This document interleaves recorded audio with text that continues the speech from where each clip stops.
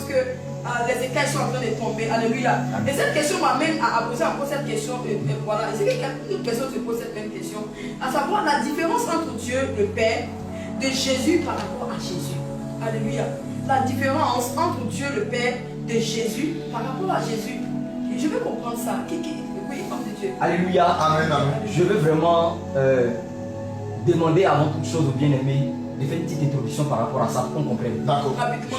Vraiment rapidement, pour qu'on fait qu'on comprenne la partie. Vous savez, ce qui fatigue malheureusement plusieurs, c'est qu'ils n'ont pas le discernement de la personne qui se tient en face d'eux. Très bien. Alléluia. Parce que si tu n'as pas le discernement de la personne qui se trouve en face de toi, tu vas répondre dans le billard. Donc si tu as le discernement de celui qui est en face, si celui qui est en face de toi en réalité c'est un fils du royaume, alors tu sauras lui répondre. Si tu as la différence de celui-là c'est un astre errant, alors aussi tu sauras répondre à cet astre errant. Gloire à Jésus. Amen. C'est pourquoi regardez ce qu'il a dit dans le livre de Tite chapitre 1 verset 9 à 11. Oui, Tite chapitre 1, on court là-bas rapidement. Bien aimé, on ne fait que parler avec des écritures. On ne parle pas avec des raisonnements ici. Et une autre personne me prépare le livre de Matthieu chapitre 21 verset 18 à 27. Bon, moi je vais garder Tite. Tite 1 verset 9 à 11. Tite 1, verset 9 à 11. Matthieu chapitre 21 verset 18 au verset 27. Donc j'ai lu Tite 1, verset 9 à 11. Vas-y un peu. Attaché à la vraie parole. Écoutez très bien, les Écritures nous disent qu'en tant que véritable chrétien, nous devons être attachés à la vraie parole pour une raison. Telle qu'elle a été enseignée. Donc, telle qu'elle a été prêchée, Afin d'exhorter.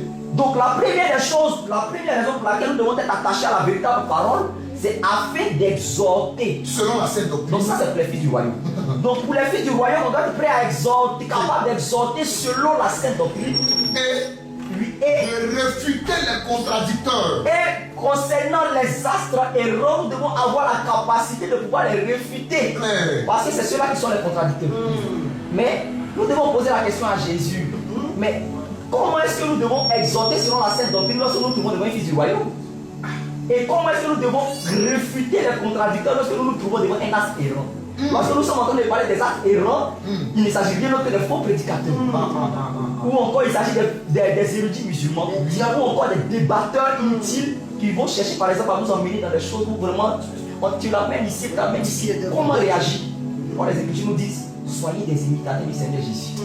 Donc on va demander à Jésus, quand tu te trouves devant ces gens de personnes, comment toi tu as réagi?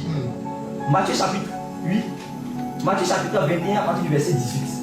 Matthieu chapitre 21 à partir du verset 18. Regardez un peu ces deux modèles. Je lis la parole de Dieu. Vas-y un peu.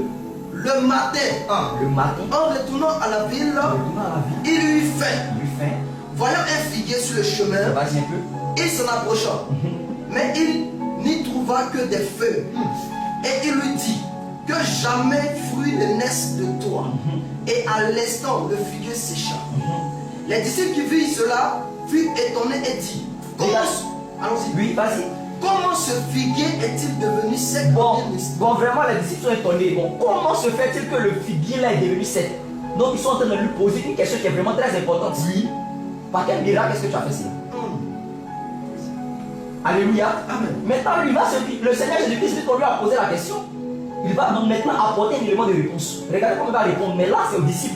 Regardez la question qu'il apporte, la réponse qu'il apporte. Jésus leur répondit, Jésus va répondre aux je disciples. vous le dis en vérité, Je vous le dis en vérité. si vous aviez de la foi Si vous aviez la foi et que vous ne doutiez point, et vous ne doutiez point, non seulement vous vous feriez ce qui a été fait, ferez ce qui a été fait, mais quand vous diriez mais quand vous diriez à cette à cette montagne, montagne, ôte-toi de là ôte-toi de là et jette-toi dans la mer, jette-toi dans la mer, cela se ferait. cela se ferait. Oui. Tout ce que vous demanderez Tout ce que vous demanderez avec foi avec foi dans la prière, vous le recevrez. Vous le recevez. C'est-à-dire là, c'est l'élément de réponse. Il a répondu clairement d'ici. C'est-à-dire, en réalité, la manière ou encore la méthode que j'ai utilisée pour pouvoir chasser l'esprit, c'est par la foi.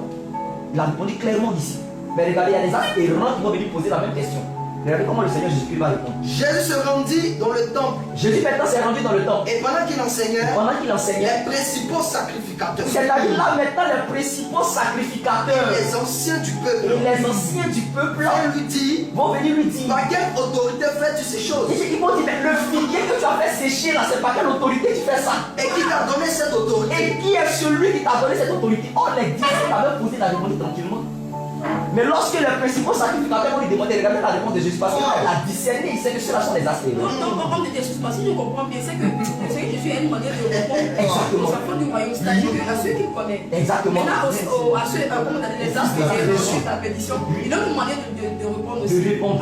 D'accord. Donc là, regardez la réponse qu'il va apporter. Au verset 24. Parce que souvent, lorsque nous nous trouvons malheureusement sur le terrain d'évangélisation, nous n'arrivons pas, surtout nos soeurs, elles n'arrivent pas malheureusement à se défendre face à ce genre de personnes. Surtout les gars encore. Vraiment. Et lorsqu'on arrive là, vraiment, et homme de Dieu, viens nous aider. Oh, le Seigneur Jésus-Christ a donné un élément de réponse. Vas-y. Jésus se rendit, plutôt au verset 24. Au verset 24. Jésus leur répondit. Jésus va leur répondre. Je vous adresserai aussi une question. Je vous adresserai aussi une question. Donc Jésus leur répondit. Oui. Je vous adresserai aussi une question. Donc en réalité, lorsque tu te trouves devant un astre errant, tu dois répondre une question par une question. Alléluia. Et si vous me répondez, je vous dirai par quelle autorité je fais ces choses. Je vous dirai alors c'est par quelle autorité je fais ces choses. Amen. Et si l'astre errant en question, je vais prendre un exemple. Parce que tout chrétien qui se trouve devant ce genre de personnes demande d'abord si tu crois en la Bible. Si tu ne crois pas en la Bible, on ne discute pas. Parce que moi je crois seulement en la Bible. Si tu crois en la Bible, alors on peut échanger. Dès lors que tu me dis que tu crois en la Bible, je dis d'accord. Mais moi je ne crois pas non plus à ton livre. Il faut qu'on soit clair. Alléluia. Donc si toi tu es d'accord que tu crois en ma Bible, alors maintenant on peut échanger maintenant sur ce fait. Relis cette partie. Verset 24. Oui. Jésus leur répondit. Je vous adresserai aussi une question. Je vous adresserai aussi une question. Moi j'ai le droit de vous répondre question par question parce que mon père l'a fait. Mais vous n'avez pas le droit de le faire parce que mon père ne le fait pas. N'est-ce pas si vous me suivez un peu? Mon père c'est le Seigneur Jésus-Christ. Lorsqu'on lui pose des questions, lui il répond question par question. Donc lorsque vous me posez des questions, j'ai le droit de vous répondre aussi par une question. Mais vous n'avez pas le droit de me répondre par une question parce que vous ne croyez pas en mon père. Est-ce qu'on se comprend? Alors regardez un peu la réponse de Jésus. Et si vous me répondez, à la question que je vais vous poser, je vous dirai par quelle autorité. Je vous dirai alors par quelle autorité je fais ces choses. Le baptême de Jean. Il dit, attends, on lui pose question, c'est pas quelle autorité. La question qu'il vient de poser à ta part à voir. Mais en réalité, il a discerné parce qu'il y a certaines questions, lorsqu'on pose, on appelle ça question piège. Il dit, le baptême de Jean. D'où venait-il? Du ciel ou des hommes? Regardez la réponse. Mais ils raisonnaient entre eux. Ils ont dit, si nous répondons du ciel, si on dit du ciel, il nous dira, ils vont nous dire, pourquoi n'avez-vous pas cru en lui? Mais dans ce cas, pourquoi vous n'avez pas cru à Jean? Et si nous répondons, si nous amusons aussi à répondre, des hommes, nous avons à craindre la foule. Car tous tiennent Jean pour un prophète. Parce qu'en réalité, tous tiennent Jean pour un prophète. Oui. Alors il répondit à Jésus. Nous ne savons pas. Alors ils vont dire tout simplement nous ne savons pas. Pensant que lorsqu'ils vont dire nous ne savons pas, le Seigneur Jésus-Christ maintenant va apporter son élément de réponse. Alléluia. C'est-à-dire lorsque toi tu vas me poser une question, je vais te poser une question piège. Si tu me réponds je ne sais pas, alors regarde ce que Jésus-Christ va répondre. Et il a dit à son tour. Et Jésus aussi va dire à son tour. Moi non plus. Je ne vous dirai pas. Par quelle autorité je fais ces choses. Si vous ne répondez pas à ma question, je ne réponds pas à votre question. Amen. Alléluia. Gloire à Jésus. Alléluia. Ça va permettre de pouvoir limiter beaucoup de choses. Maintenant, je reviens à la question que tu as posée. J'ai fait exprès pour pouvoir planter le décor. En réalité, ce genre de question-là est posé dans quel but? Ce genre de question est posé le plus souvent lorsqu'on rencontre les versets tels que. J'aimerais même qu'on le lise. Les versets tels que. Les versets tels que Jean chapitre 2, verset 7. Parce que malheureusement, il y a des soeurs par exemple qui vont écouter ce genre de personnes. On vous dit, ah, mais on constate que réellement il y a une différence. On constate qu'il y a une différence entre Dieu le Père et Jésus. Après, par exemple, ce genre d'écriture. Jean 20, verset 7. Vas-y, un peu homme de Dieu. Et le linge qu'on avait mis sur la tête. Jean 20, verset 7. Marie, où on dit Marie de Magdala. Où il a dit, Jésus dit à Marie de Magdala, ne me touche pas. Oh, excusez, dis-moi ça rapidement. Jean 20. Bien aimé, restez toujours connectés. Alléluia. Amen. Restez connectés. Ok, verset 17. Jean 20, c'est toujours Jean 20, verset 17. Oui. Ok. Ah, non, c'est que c'est le 1, il a sauté. Jésus lui dit, ne me touche pas. Écoutez très bien, c'est par rapport à ce genre de questions que les gens sont trouvés. C'est pourquoi on va dire, ah mais, on se rend compte qu'il y a vraiment une différence entre le Père. Ne me touche pas, car je ne suis pas encore monté vers mon Père. Ne me touche pas, car je ne suis pas encore monté vers mon Père. C'est Jésus qui parle. Oui. Mais, va trouver mes frères. Mais va trouver mes frères. Et dis-leur que je monte vers mon Père. Dis que je monte vers mon Père. Et votre Père. Et votre Père. Vers mon Dieu. Jésus dit que je monte vers mon Dieu. Et votre Dieu. Attendez, là, moi, franchement, je me mets à la place de quelqu'un. Monsieur, on a pas dit là, il y a quelque chose. C'est ça, exactement. Il y a quelque chose là. Parce qu'il ne peut pas dire, moi, je monte vers mon Père. Qui est votre Père. Qui est votre Père. Oui. Mais lui, il est qui alors? Maintenant, je monte encore vers mon Dieu. Il a vers mon Dieu. Jésus est Dieu. Ça fatigue. Ça fatigue. Il dit, je monte vers mon Père et votre Père, vers mon Dieu et votre Dieu. Alors je réponds aux actes errants. D'abord, j'aimerais dire déjà à cette personne, cet acte errant qui se trouve devant moi, j'ai dit, il va me dire, mais la Bible dit, je monte vers mon Père et votre Père, vers mon Dieu et votre Dieu. Donc, on constate que vraiment il y a une différence entre Jésus et entre le Père et Jésus. Je lui dirai, je vais aussi t'adresser une question. Alléluia. Alléluia. Je lui dirai alors, quel est le nom du Dieu de Jésus? Sur son visage. Vraiment, il y a des fois. Sur le visage. C'est la Si on a trouvé son nom, c'est qu'on le connaît. C'est la question que je vais lui poser d'abord. Si ça m'amuse à me dire c'est l'Éternel, je vais dire frère. Bon, vraiment, le problème qui fatigue plusieurs, c'est qu'ils ne sont pas là à l'école. Parce que nous savons très bien que devant un nom propre, on ne peut pas mettre déterminant devant. Donc nous comprenons que l'Éternel en réalité n'est pas le nom propre de Dieu, mais c'est certainement un nom commun. Alléluia. Mais lorsque Jésus-Christ va venir, il va dire, j'ai fait connaître ton nom. Jean 17, le verset 6. Vas-y un peu. J'ai fait connaître ton nom. Vous comprenez que son nom n'est pas connu. Donc ça veut dire que tous les noms éternels là. Les noms éternels là. Tu peux lancer d'alliance. Adonai. Donc ce n'était pas son nom. Ce n'était pas son nom. J'ai fait connaître ton nom. J'ai fait connaître ton nom aux hommes que tu m'as donné du milieu du monde. Aux hommes que tu m'as donné du milieu du monde. Mais c'est pas vrai que ces hommes-là, ils vont Je suis pas un homme à un ascendant. Quel est le nom que Jésus-Christ a fait connaître? C'est fort, hein? C'est très fort. Mais attends, il va me suivre parce que. Quand je suis devant des actes errants, je les laisse la question. Ils répondent. Et là, c'est que Jésus ne répond pas. Mais quand il ne répond pas, en fait, j'aimerais te demander, mais c'est que le Seigneur connaissait déjà leurs pensées. Exactement. Vous connaissez leurs pensées. Vous connaissez leurs pensées. C'est pourquoi, connaissant la pensée de ces personnes qui viennent devant moi, je leur jette la question. Qui me répond? S'ils ne me répondent pas, je dis je ne sais pas. S'ils ne me répondent pas, je dis je ne sais pas. Mais si plutôt je me trouve devant les fils du royaume, dans ce cas-là, il y a une autre manière dont je vais procéder. Alléluia. Amen. Jean chapitre 10. Jean 10. Avant ça, Jean chapitre 16, verset. Jean 16. À chaque fois, Jésus dit mon Dieu, mon Père, c'est pas Jean ça. 16, verset. Tu nous mélanges. Je vous ai dit ces choses en parabole.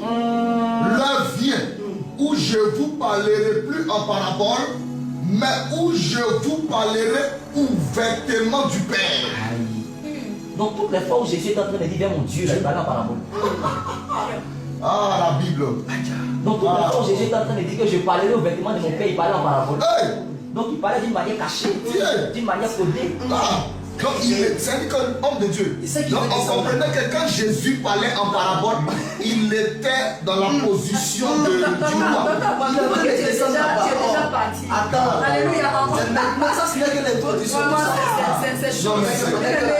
Je vous assure que ce moment est bénéfique, ce moment est bénissant. Franchement, nous sommes bénis sur ce plateau. Et je sais que toi aussi tu es béni, toi qui nous suis en terrain. Et l'homme de Dieu, je vois déjà, je vois que tu viens.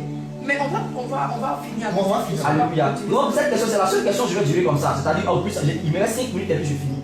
Non, c'est trop. Non, puis cette question seulement. Les autres questions, je vous assure que ça sera très rapide. Non, homme de Dieu, je viens à 2 minutes, c'est bon. Alléluia. Ok, donc je continue. Les internautes ont tellement de questions à vous. Alléluia. Donc je continue. Donc on comprend qu'en réalité, lorsqu'il disait mon Dieu, il parlait d'une manière voilée. Lorsqu'il disait mon Père, il parlait d'une manière voilée. Parce qu'en réalité, depuis le royaume, l'Éternel a refusé de donner son pain. Il a refusé de donner son pain à un peuple. Jusqu'à ce qu'un jour, puisqu'il dit jette ton pain à la surface des eaux. Alléluia. C'est-à-dire tout ce temps, il a décidé de refuser de montrer qui en réalité il était, ou encore qui était en réalité son père. Caché. Il faisait cela de manière cachée. Il a refusé de le montrer. Mais il y a un groupe de personnes à qui il a décidé donc de montrer l'identité de son papa, ou encore de montrer l'identité de son Dieu. Alléluia. Mais même les Juifs, ils nous reconnaissent ce qu'on dit. Jean chapitre 10, verset 30 à 33. Jean 10, verset 30 à 33. Moi et le Père, Oui. nous sommes un. Bon. Vous savez, les Écritures s'interprètent par les Écritures. Les gens vont se lever comme ça, ils vont dire, lorsqu'ils disent moi et le Père nous sommes un, ça veut dire que voici, ça veut dire que cela. Les Juifs là, en réalité, connaissaient la loi de Moïse. Regardez, quand il a dit moi et le Père nous sommes un. Alors les Juifs prirent de nouveau des pierres pour le lapider. Ils ont pris des pierres pour le lapider. Tu racontes quoi là?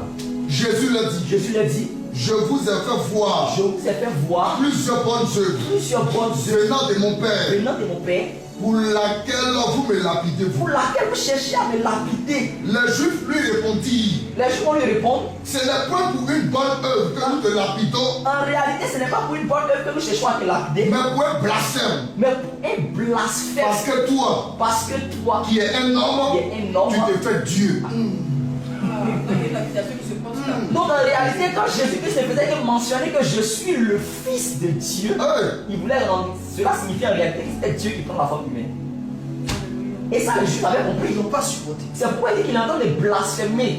Fils de Dieu ne signifie pas simplement que non, c'est mon papa. Non, mais c'est lui qui disait qu'il était le Fils de Dieu. Il sous-entendait que c'était Dieu comme ça, que la forme humaine était là. Et Jean chapitre 5, verset 17 à 18 nous le confie. Jean 5, Jean 5, 17 à 18. Jean 5, 17 à 18. Jean 5, 17 à 18. Mais Oui, Jésus leur répondit, oui, mon Père agit. oui, Jusqu'à présent, Oui. moi aussi, j'agis. oui. Il dit, À cause de cela, à cause de cela, les Juifs cherchaient encore plus à le faire mourir. il avait envie de le tuer. Non seulement parce qu'il violait le sabbat, Et très bien, parce qu'il violait le sabbat, mais parce qu'il appelait Dieu son propre Père, parce qu'il appelait Dieu son propre Père. se faisant lui-même Dieu. Donc si je comprends par là, c'est peut-être Dieu. C'est qu'il y a deux choses en fait qui dérangeaient en fait. Le fait que Jésus vient avec comme une forme, ça veut dire une forme humaine. Oui. Et aussi le fait qu'ils disent que non, j'appelais mon Père comme Dieu. En fait, c'est pas c'est ce qui faisait qu'ils Exactement. Parce que Jésus-Christ vient, lui est homme. Il dit que mon Père, mon Père, mon Père. L'esprit d'Isabelle, l'enseignement. Si une personne vient et dit, étant homme, et il dit que je suis le Fils de Dieu, il est en train de dire par là que celui-là, il est en train de s'auto-proclamer Dieu. Les Juifs le savaient. Donc lorsque le Seigneur Jésus-Christ se mettait de même et dit que je suis le Fils de Dieu, ils ne supportaient pas ça. Ils essayaient de prendre des pierres pour pouvoir le lapider. Parce que eux, lorsque Dieu va venir dans toute sa gloire, dans toute sa puissance, il n'est pas un énorme. Donc lui il vient et dit il est un homme. Maintenant j'aimerais terminer par cette écriture. Chapitre 2. On termine par ça. 1 Timothée 2:5. 1 Timothée, rapidement. 1 Timothée chapitre 2, verset 5. Parce qu'en réalité, ce que vous devez comprendre, lorsque nous parlons de Christ, j'aimerais bleu cette écriture, il y a deux natures. C'est pourquoi il était dit Christ ayant été mis à mort quant à la chair, mais ayant été rendu vivant quant à l'esprit. C'est-à-dire qu'il y a Christ dans la position d'esprit et il y a Christ dans la position de chair. 1 Timothée 2:5 confie. Car il y a un seul Dieu Il y a un seul Dieu et aussi un seul médiateur et aussi un seul médiateur entre Dieu et les hommes, entre Dieu et les hommes. Jésus-Christ homme. Jésus-Christ quoi? Homme. Jésus-Christ quoi? Homme. Jésus-Christ quoi? Homme. Mais pourquoi cette précision? J'allais poser la question. Pourquoi cette précision? Donc on comprend. Pourquoi pas Jésus-Christ esprit? On comprend en réalité que le médiateur c'est Jésus-Christ dans la forme humaine. Clair. Et 2 Corinthiens 5, verset 19 le confirme. D'accord, Car on va Dieu, terminer par là. on termine par là. 2 Car- Corinthiens. Oui, Oui, verset. disons, c'est là. Car Dieu était en Christ, Oui. réconciliant le monde avec lui-même. Alléluia, alléluia, alléluia. Amen. Soyez bénis, on va calmer le Seigneur. J'avoue que